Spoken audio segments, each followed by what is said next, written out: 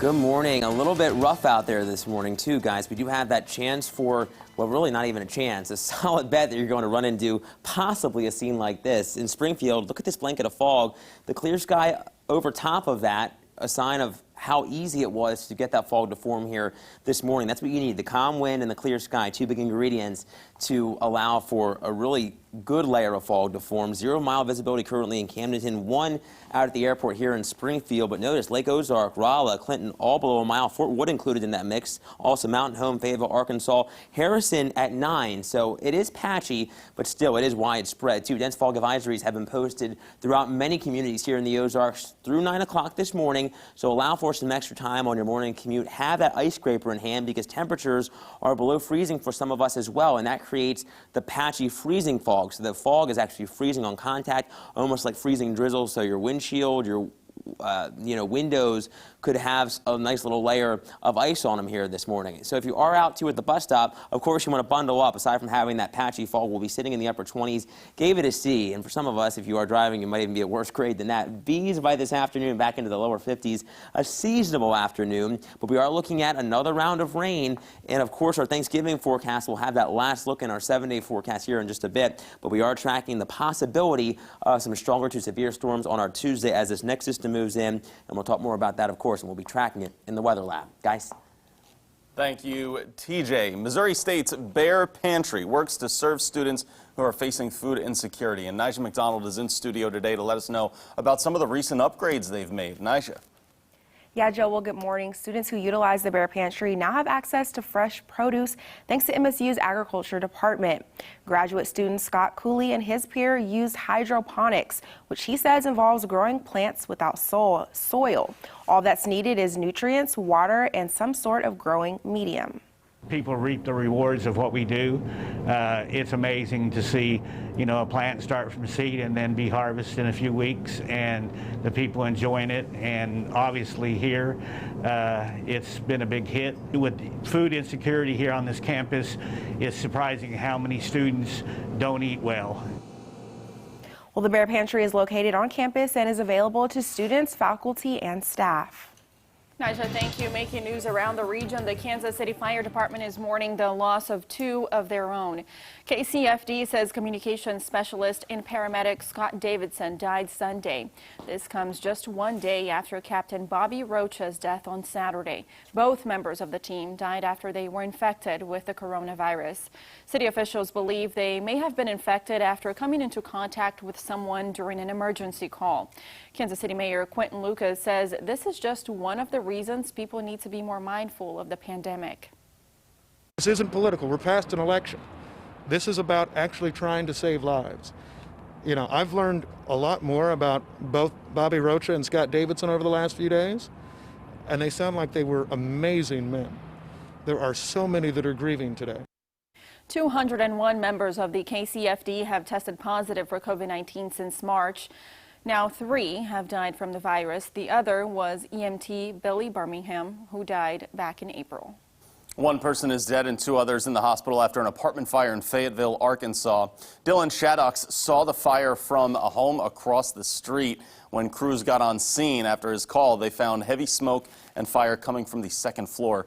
In total, half of the apartments were damaged and 3 people were found inside one of those units. Investigating a deadly shooting from over the weekend. Police say the shooting happened at an Airbnb. That's where officers found 19-year-old Desmond Clayton with several gunshot wounds. Clayton died at the hospital. Police say there were about 25 people at the party when the shooting happened.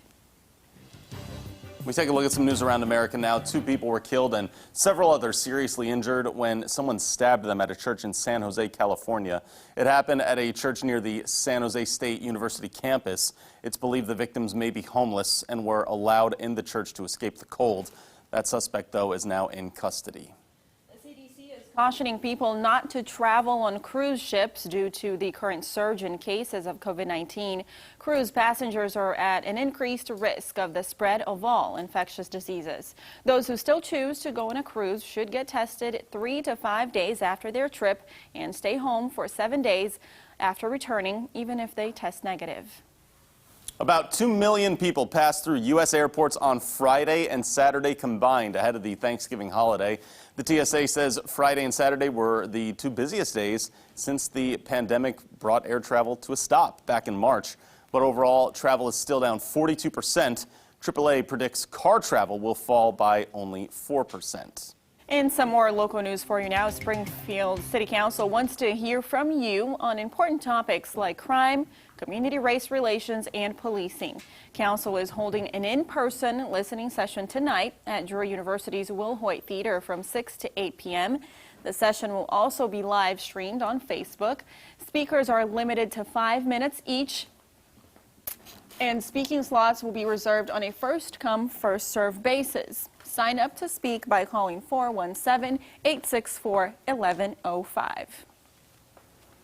Now, this year has been especially tough for those on the front lines of the COVID-19 pandemic. As you know, healthcare workers have been fighting the coronavirus really since the beginning of 2020, and we think they could use a little encouragement this holiday season. So we here at Color 10 want to show appreciation to our local healthcare workers, and you can help cheer them on. We are asking you to join us and write thank you notes to them. Just grab a holiday card next time you're at the store, write an encouraging message, and then mail it to us here at Color 10. 2650 East Division Street in Springfield, 65803. That's the address. We'll deliver these cards to local hospital workers. You can get yours in the mail to us by December 11th if you'd like to help out in cheering them on. All right, now let's take a look at what's coming up for you on CBS This Morning.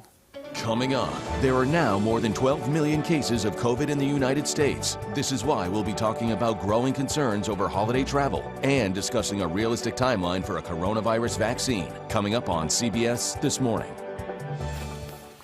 All right, we're getting set here for a little food competition time, guys, because we've got two professional eaters with us that you've just met earlier in the show here. Now, guys, I got to know the key to eating quickly. What do we got to do? Is it chewing fast? Is it mashing everything together? What do we have to do here? Minimize the chewing. Minimize the chewing is your trick. Now, when you guys do these challenges, how do you fast? Do you eat before? How long do you wait? If you're just going to do one food challenge, you pretty much want to eat a big max-out meal about 18 to 22 hours before the challenge, and then you just fast until then. Okay, we got to do it. 22 hours.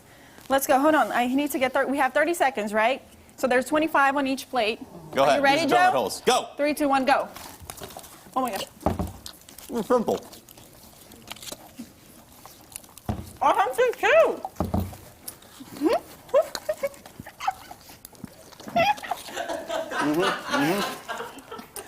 I'm in my chewing. Oh my God.